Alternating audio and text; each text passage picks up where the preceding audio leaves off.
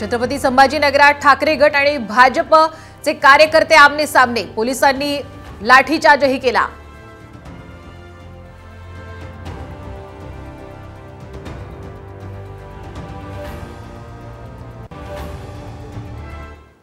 नांदेडचे खासदार वसंत चव्हाण यांचं निधन, नांदेडमध्ये शोककळा।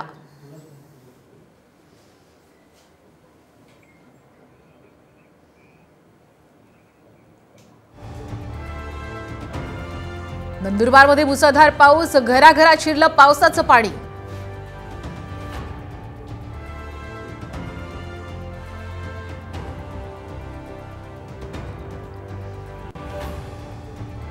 मुख्यमंत्री एकनाथ शिंदे करणार मुंबई गोवा महामार्गाची पाहणी।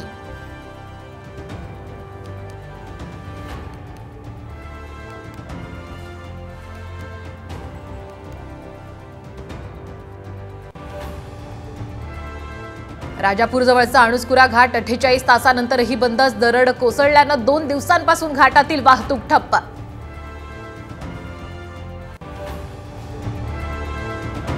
मध्य रेल्वेची वाहतूक विस्कळीत, लातूर एक्सप्रेसमध्ये तांत्रिक बिघाड, लोकल गाड्या अर्धा तासानं उशिरा।